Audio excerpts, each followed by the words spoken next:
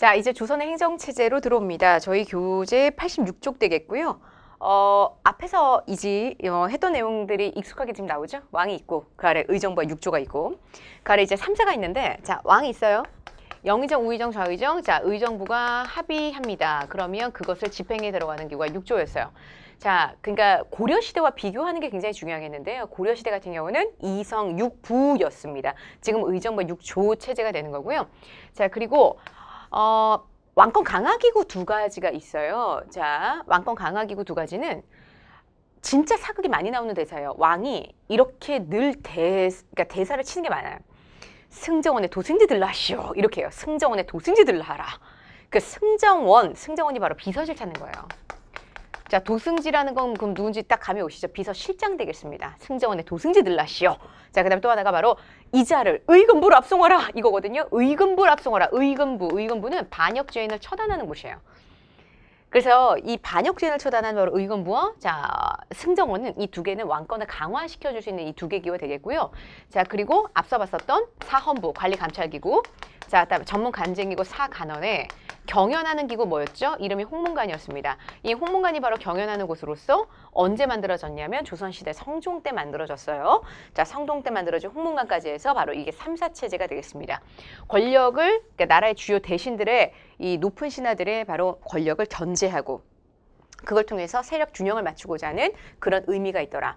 이것 말고도 역사 편찬을 주관하는 바로 춘추관이라는 기구가 있는데 이 춘추관이라는 기구는 왕이 죽으면 그 왕의 일대기를 엮는 거예요. 그 춘추관이라는 국가기구 안에 실록청이 개설이 돼서 살아생전 그때 모든 국가기록을 다 시간으로 엮는 거죠. 시간대별로. 자, 그래서 바로 이 춘추관에서 만들어낸 역작이 바로 조선 왕조실록이 되겠고요. 자, 성균관이라는 최고의 국립대학이 있습니다. 성균관 국립대학. 자, 그 다음에 한성부는 바로 서울에 현재의 서울시청과 서울지방경찰청을 섞어놓은 개념이라고 생각하시면 돼요. 서울의 행정일을 담당하게 되더라. 한성부였습니다. 자, 여기 이제 나라 중앙 정치 조직이면 나라 이제 지방행정은 정말 조선은 너무 간단해요. 고려는 뭔가 설명할 게 되게 많았어요. 왜냐하면 뭐든지 이원적 구성, 5도 양계. 일반 행정구역 5도에 군사 행정구역 양계였잖아요. 그래서 일반 행정구역 5도에는 안찰사, 군사 행정구역 이제 양계는 병마사, 5도 양계. 거기다가 지방관이 파견되는 주현, 파견되지 않는 속현. 그다음에 또 특수행정구역 향, 부곡, 소까지 세금 액수는 굉장히 많고 이동의 자유도 제한되는 굉장히 특수하게 차별받는 양민들 그런 존재들까지 있었던 게 바로 고려라면 조선은 너무 심플한 게 전국이 8도예요. 자, 8도에는 관찰사를 파견하는데 관찰사는 임기가 1년입니다. 그래서 도내 수령을 볼 관자예요. 예, 동네 수령들을 자기 관할 지역에 모든 현 330개의 현이 있었다고 하는데 그 모든 현의 수령들이 다 파견되거든요. 모든 현의 수령을 파견해요. 이 수령이 임기가 1800일, 임기가 약 5년이었다고 하는데 정말 생판 모르는 지역으로만 부임을 할 겁니다. 그래서 새로 부임한 수령은 그 지역에 대해서 알 리가 없어요. 그래서 토착 세력으로부터 보좌를 받게 되는데 그 토착 세력이 바로 향리가 되겠습니다. 우리 고려시대 때 향리는 나름의 속현을 그다음에 향부곡 소를 독자적으로 다스리는 권한이 되게 컸던 반면 또 외역전이라는 수조지까지 지급받던 굉장히 좀 나라가 그래도 알아주고 쳐주던 지방 세력이었던 반면엔 조선시대 향리들은 이런 수령을 보호하는 세습적 아전으로 전락을 할 거예요. 자, 또 그다음에 지방자치조직 유향소가 만들어지죠. 이 유향소는 이제 훗날 사림으로 분류가 되는 그런 조선 건국에 반대했던 고려말 신진사대부들이 지방으로 뿔뿔이 낙향을 하며 나름의 향촌 자치 조직을 만든 거예요. 이 유향소. 이 유향소가 또 수령의 자문에 응하거나 향리를 규찰하는 그런 역할을 겸하기도 합니다. 그래서 우리 조선시대 지방은 임기 5년의 수령과 그 수령 새로 이제 부임해 오는 수령들을 보좌해주는 향리, 또 향리를 규찰하는 그런 유향소 이렇게 3파전이라고 보시면 되겠어요. 그래서 이 조선이라는 행정제도는 일원적, 이게 진짜 중요했어요. 일원적, 뭐든지. 향부곡소 이런 거 없고요. 그 다음에 속현 주현 이런 거 없고요. 뭐든지 일원적. 그러니까 중앙집권의 완벽한 교과서로 알려져 있는 게 바로 조선시대판. 예, 나라 중앙정치조직, 나라 지방행정조직이라는 거죠. 그래서 거기 8도의 관찰사고요. 그 다음에 수령과 향리가 있는데 상피제가 적용돼요. 상피제가 바로 수령과 관찰사에게 적용되는데 관찰사와 수령, 즉 나와 같은 사촌인의 가까운 친척들끼리는 같은 도내 근무가 안 돼요. 거기다 또 하나 내 출신 지역으로는 부임할 수가 없어요. 그랬다는 건 뭐예요? 혈연, 지연, 학연 이런 인맥으로 연결되는 인간관계를 차단하겠다라는 거예요. 그러니까 어떻게 보면 사람들의 모든 비리라는 건 사실 아는 사람 봐주다가 발생하는 게 바로 비리잖아요. 그러니 얼마나 이 상피제도라는 게 아주 공정하게 인사제도를 관리하고 있었는지를 알 수 있게 되는 대목이 되겠죠. 또 유양소, 다른 말로 향청이라고 하는데 이 유양소는 수령에 대한 자문에 응하고 또 수령 및 아전을 좀 이렇게 보좌하는 그런 역할을 담당합니다. 참고로 이 유양소가 세조의 왕위 찬탈을 비판하다가 세조 때 완전히 폐지가 됐었어요. 다시 성종 때 다시 부활하게 될 거거든요. 성종 때 다시 부활하면서 향청이라는 이름을 갖게 된 거예요. 그래서 유양소는 향청이라는 또 다른 이름으로 불립니다. 그래, 수령의 7가지 역할 나왔네요. 이걸 수령 7사라 그래요. 이게 수령의 7가지 역할인데 농업을 장려하고 부역을 균등히, 향리 부정을 방지하고 또 나라의 또 죄인들을 잘 처벌하는 건데 이 수령들이 하는 역할이 이만큼 막강하다는 얘기야. 자, 수령들이 하는 역할을 제가 다시 한번 정리하면 입법만 안 해요. 왜냐하면 경국대전이란 법이 있는 나라예요. 입법 활동은 하지 않습니다. 입법을 안 한다면 그 법을 집행하는 행정, 그러니까 세금을 걷어들이죠. 예, 세금을 걷어들이죠. 가장 중요한 행정적 역할이 바로 세금을 걷어들이는 역할이죠. 자, 거기다가 사법, 죄인을 처벌하죠. 그래서 입법, 행정, 사법이라는 국가의 3대 권력 중에 입법만 하지 않고 행정, 사법을 다 해요. 또 하나, 군사 지휘까지. 그래서 진짜로 이 수령이 하는 역할이 많아요. 그래서 왕의 대리인으로 불리는 인물들이 바로 수령입니다. 왕의 대리인으로 불리는 인물이 관찰사가 아니고요. 왕의 대리인으로 불리는 인물이 330여 명의 수령이라는 거죠. 자, 조선시대 수령이 할 일이 굉장히 많고요. 3번 주제가 바로 통치체제 변천. 우리 사실은 이 표가 진짜 중요해요. 그래서 이 한국사 능력검정은 전 시대를 아우르는 시험 범위를 갖고 있기 때문에 삼성육부 체제가 나왔을 때 이게 발행 거를 한눈에 알아차려야 되겠고요. 구주 오소경이 나왔을 때 이게 통일신라인 걸 한 번에 알아차려야 되겠고요. 오도 양계가 나왔을 때 고령거. 자, 그 다음에 이게 전국 8도, 지금 함경도와 그 다음 평안도까지 지금 현재와 같은 국경선을 가지고 있는 게 이 조선이라는 거. 그래서 딱 조선 지도를 보는 순간 이건 조선이고 전국 8도고 8도의 관찰사 330개 모든 연의 지방을 다 파견. 이런 게 머릿속에 탁 이렇게 떠올려져야지 사실 학습이 이제 시험을 볼 준비가 되신 거예요. 그래서 거기 통일신라는 나라 가장 중요한 정치기구가 집사부였습니다. 왕실 직속의 비서실이었죠. 집사부에 13개 부처가 있었고요. 전국 행정은 구주 오소경, 나라 수도 금성을 방어하는 중앙군 구서당에, 지방군은 이제 십정이 되는 거죠. 그중에 민족융합군은 누구였어요? 바로 나라의 수도를 방어하는 구서당이 되겠습니다. 구서당이 민족융합군이었죠. 최고의 국립대학은 국학, 신라 신문왕 때 완성이 된 거고요. 이 국학생들을 상대로 독서 능력 3가지로 평가하겠다. 독서 3품가였습니다. 그런데 정착을 못했죠. 신라 말에 나온 제도라서. 한편 발해가 중앙행정제도가 정당성, 중대성, 선조, 그러니까 말을 왜 이렇게 꽈? 정당성, 그죠? 중대성, 선조성 이렇게 되는 거였고요. 삼성이었고 그다음에 그 정당성 아래 6부였어요. 그다음에 지방행정구역은 5경 15부 62주. 그다음에 나라 중앙군은 바로 상경성을 다스리는 중앙군은 10위가 되겠습니다. 발해는 수도에 주자감이라는 국립대가 갖고 있는데요. 거기 쓰러져져 있는 부분은 알 수가 없는 부분이에요. 예. 자, 고려 같은 경우는 이성육부. 자, 오도의 안찰사 양계 병마사가 되겠네요. 자, 2군 6위가 바로 나라 중앙군이었다면 자, 조선은 지금 서울이잖아요. 나라 수도가 5위예요. 5위예요. 5개 부대예요. 예, 5위가 담당을 할 겁니다. 자, 고려가 2군 6위였다면 조선은 5위라는 거. 그 다음에 양계의 주진군, 일반 오도의 주형군이었죠. 여기는 수군, 육군으로 나눠진다고 생각하시면 돼요. 이걸 영진군이라고 하고요. 잡세군의 별표 좀 할게요. 조선시대 잡세군. 조선시대 잡세군은 세종대왕 때 만들어진 향토 예비군이라고 생각하시면 돼요. 농한기 때만 나와서 군사훈련을 받고 농번기 때는 각자 생업에 종사하는 그런 사람들이 되겠습니다. 잡세군 제도 있었어요. 자, 고려시대 최고의 국립대학이 국제감이었잖아요. 이 국제감이 원나라 간섭기 들어오면서 이름이 성균관으로 바뀌었었습니다. 그 성균관이 개성에 있다가 나중에 서울로 이사를 오는 거죠. 그래서 계속 성균관이라는 이름을 이어나가게 될 것이고요. 지방은 향교인데 고려도 향교, 조선도 향교라고 부를 거예요. 또 과거 시험에 처음 등장했던 게 조선시대, 고려시대 언제였죠? 광종대였죠. 고려시대 광종대 과거 시험이 처음 등장했었는데 과거 시험이 문과와 그다음에 승과와 그리고 잡과로 구성됐었습니다. 무과제도가 없었죠. 근데 무과제도가 생겨나게 되는 게 조선이에요. 그래서 이 교육제도와 관리들의 등용제도는 제가 다시 한번 여기다가 필기를 통해서 좀 정리를 해보도록 할게요. 원래 교육을 이 시대 배우는 거 다 과거 시험을 보기 위해서거든요. 그러니까 교육을 하는 이유 자체가 과거 시험을 보는 거기 때문에 교육과 과거는 묶여 있어요. 그래서 가장 기초 교육을 서당에서 떼게 되는데 서당까지는 사실은 이건 여자들도 서당을 다니는 경우가 있었다고 하고요. 특히 조선 후기에는 되게 많아져요. 여성들이 서당에 다니는 경우가. 여자들은 절대로 과거 시험을 볼 수가 없거든요. 그러니까 서당까지는 가장 기초 교육이라고 생각하시면 돼요.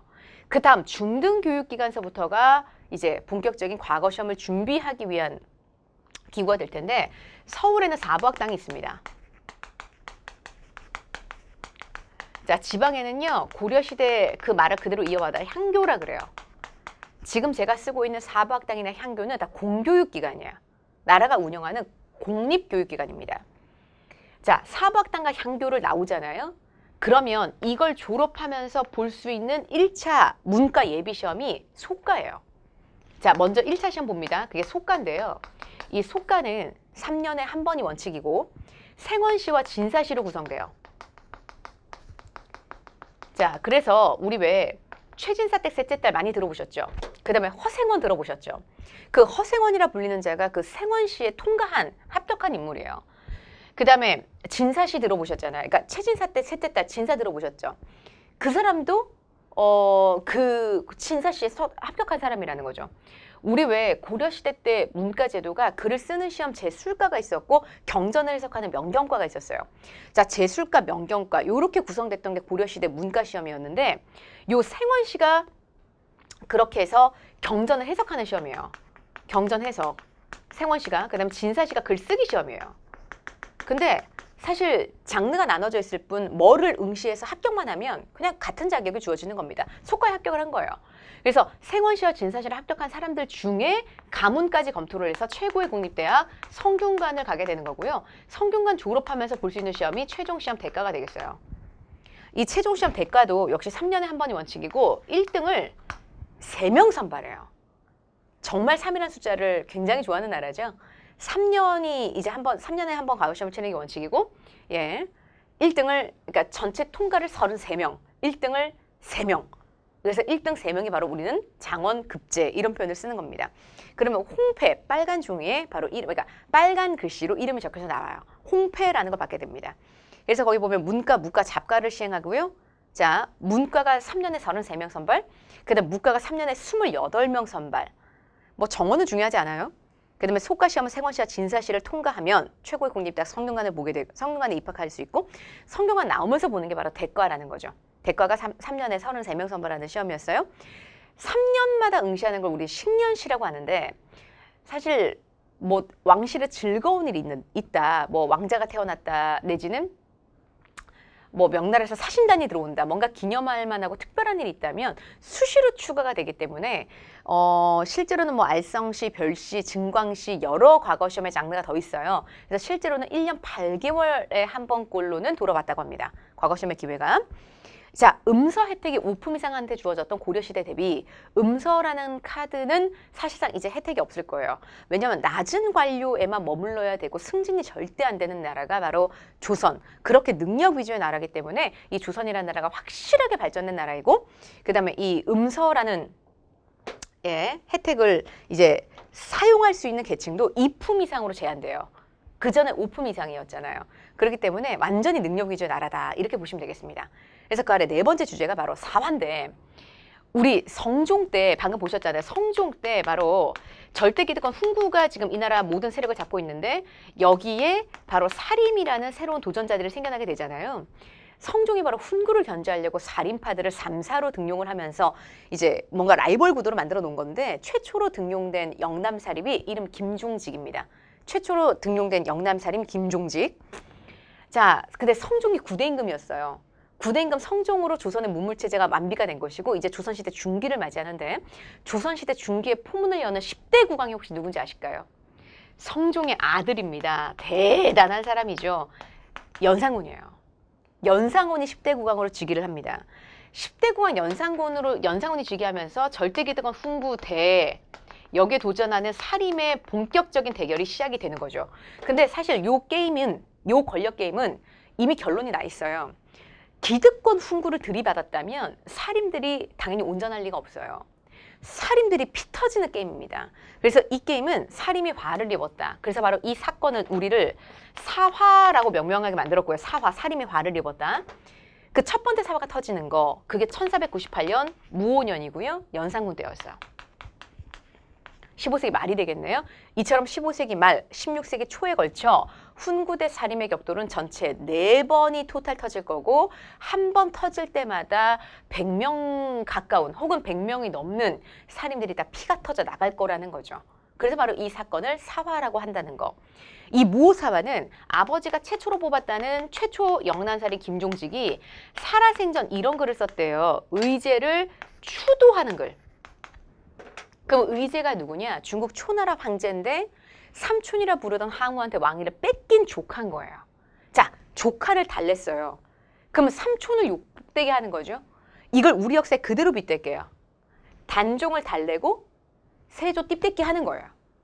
그러니 세조의 자손인 연산군의 입장에서는 이 무슨 이러면서 진짜 뿌직할 수 있어요. 발끈할 수 있어요. 근데 굳이 역사 속에 조용히 묻혀있던 조의제문이라는 글, 김종직이란 살인은 이미 죽은 지 오래거든요. 관뚜껑에 묻힌 지 오래요. 관에 묻힌 지 오래. 근데 이걸 굳이 관뚜껑을 열어서 시체를 뜯는 부관참시라는 가장 악형을 내리게 만든 그 연산군의 분노를 부채질한 건 바로 누구냐는 거죠. 바로 훈구라는 거야. 그러니까 이게 훈구가 정말 전략상 기획 의도를 가지고 무오사화를 의도적으로 일으킨 거죠. 해서 결국 김종직의 관뚜껑을 열고야 말았다는 거. 이게 김종직 조의제문이 발단이 되던 사건이고요. 이로 인해 많은 제자들이 또 피터져 나가게 됩니다. 자, 1498년 무오사화, 그로부터 6년이 지나 1504년 갑자년이에요. 또 한 번의 사화가 터지는데, 자, 요 사건은 결국 연산군이 폭군 폭정으로 결국에 쫓겨나게 되는 계기가 되는 사건이기도 하거든요. 자, 우리 연산군이 6살 되던 그때 바로 윤씨, 친어머니였던 윤씨는 패비당해서 사형받고 죽었었습니다. 패비 윤씨 사건을 이제 다 큰 아들이 들춰낸 거예요. 그러면 패비 윤씨 사건을 들춰내 어머니의 억울한 죽음을 만약에 파헤치려 하는 지금 아들이라면 모든 사람들이 생각하는 시나리오, 아, 그때 연루돼 있었던 나이 많은 신하들, 지금 기준 나이 많은 신하들이 아, 죽겠구나, 피 터져 나가겠구나. 만약 그 정도로 끝났다면 아무리 연산군의 폭정이 계속되고 있었어도 이 조선이란 나라가 임금을 차마 끌어내릴 계획까지는 차마 세우기 힘들었을 겁니다. 근데 패비윤씨 사건을 들춰내는 데 보였지만 사실 알고 보니 그 다음날로부터 사람을 쳐 죽이는데 재산 많은 순서, 재산이 많다고 소문난 순서대로 신하들을 정말 재밌게 쳐 죽이는 방법을 연구하는 거죠. 거기다가 모든 가산을 빼앗아 오고 모든 처자식을 관노비로 팔아치우는 악행. 무려 그 악행이 2년이 계속되더라. 그러니 연산군을 반정을 통해서 끌어내린 거예요. 훈구파 5명이 작당했습니다. 훈구파 5명의 공신들이 작당을 하고 결국 연산군을 끌어내 동생 진성대군을 왕으로 만들어요.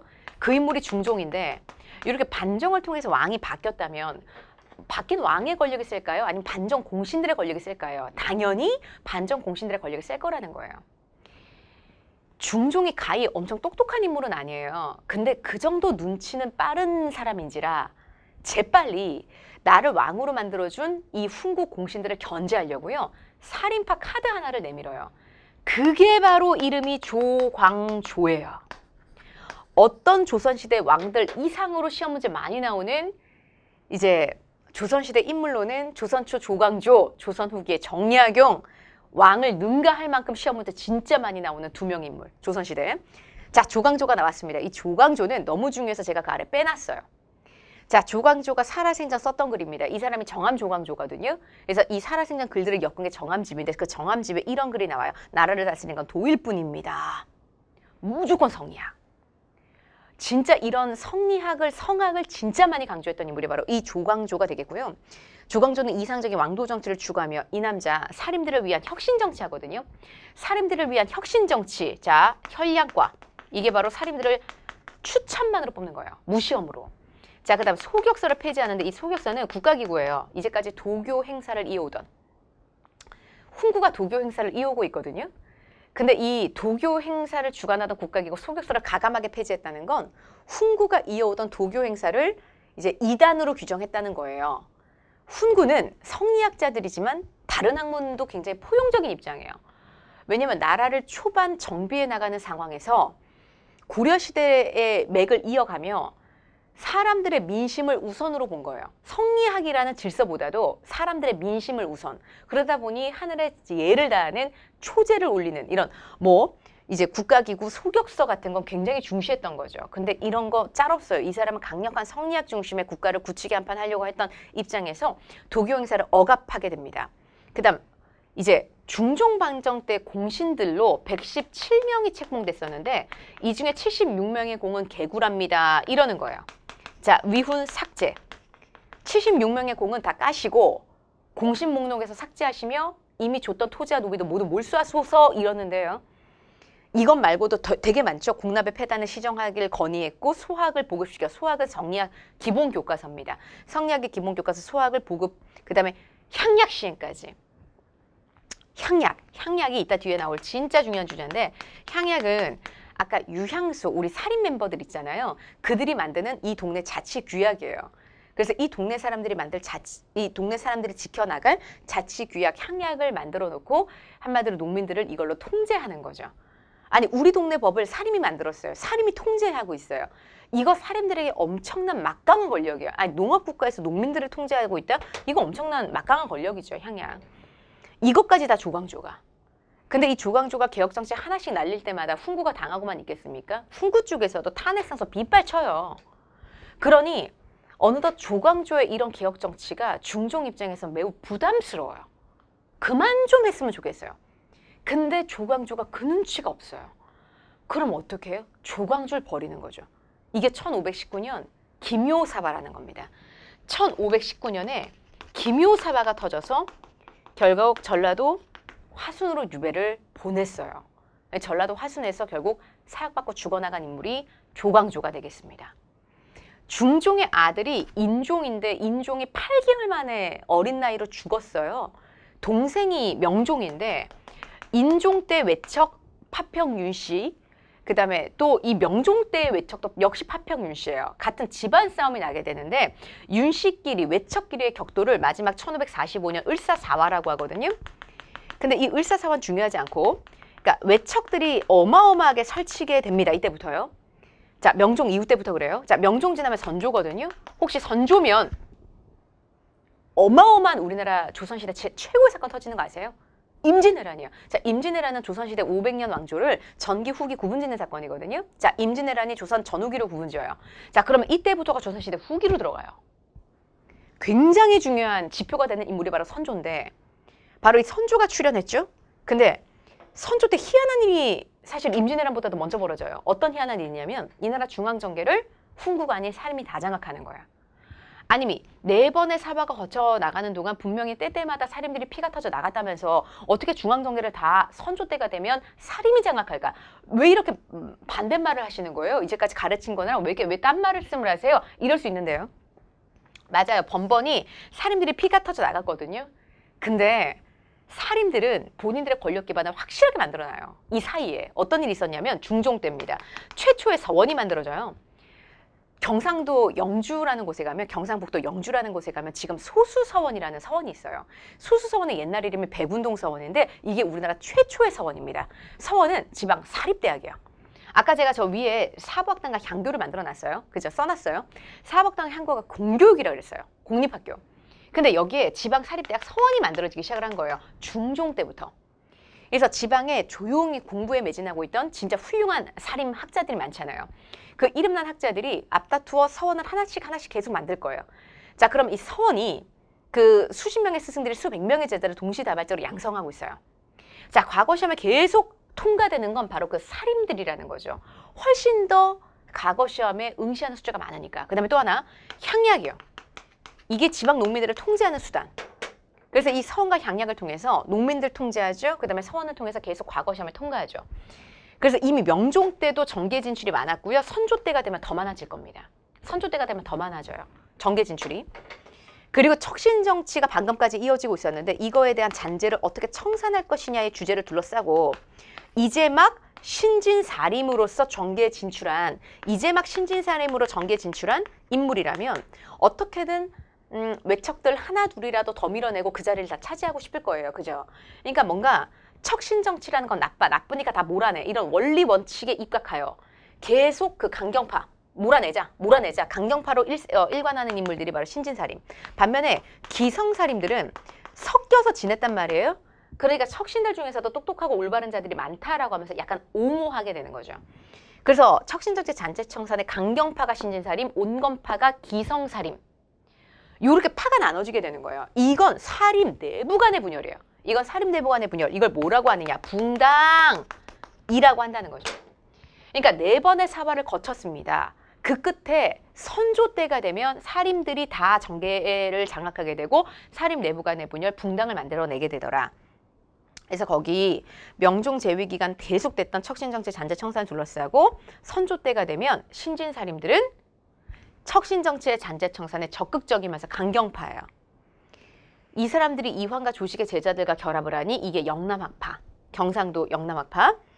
그렇게 해서 동쪽 패거리, 동인이라는 걸 형성하게 되고요. 기성사림들은 이이와 성원, 기후학파들과 손잡고 바로 서인 세력을 형성하게 되더라. 이랬습니다. 이게 바로 사림 내부 간의 분열이었어요. 한 장 넘기시면 사림들의 세력 기반해가지고 제가 방금 말씀드렸던 지방사립대학 서원. 최초의 서원은 주세붕이 만든 백운동 서원이 되겠습니다. 이걸 시작으로 굉장히 많아져요. 서원들이. 그 다음에 유양소죠. 그리고 향약.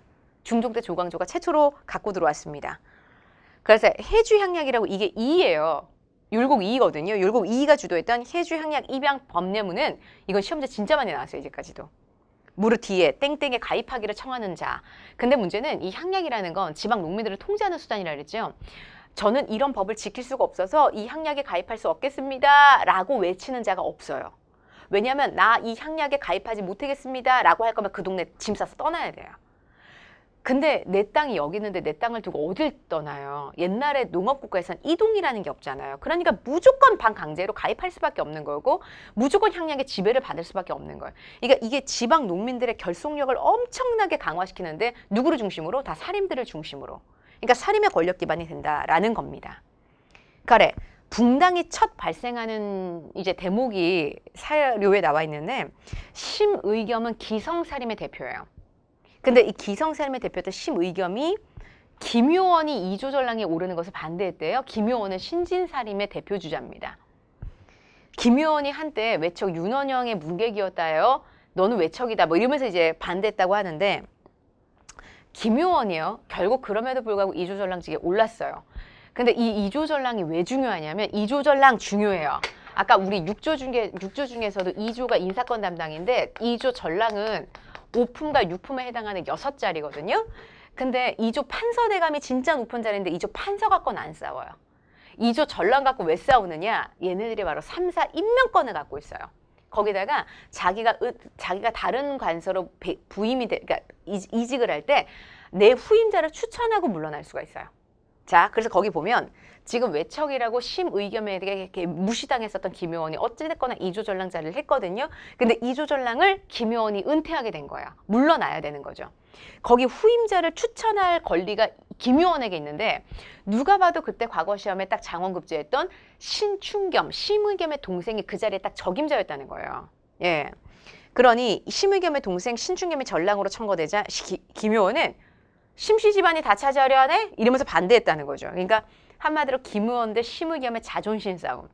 그 동생 신충겸이 김효원의 후임자로 들어오려 하는 걸 김효원이 반대하더라. 이러면서 김효원 대 심의겸이 완전 싸움이 났다는 거거든요. 심의겸은 기성사림, 이게 서인이 되는 거고요. 김효원은 신진사림, 이게 동인이 되는 거예요. 제가 이 사료를 꼼꼼하게 설명드리는 이유, 잘 나와서요. 우리 한국사 능력검정에 정말 잘 나오는 사료. 첫 붕당이 발생하고 있는 사례가 되겠고 이게 선조 때가 되겠습니다. 이해하셨죠? 저는 이제 5번 주제 본격적인 붕당 정치로 들어가도록 할게요.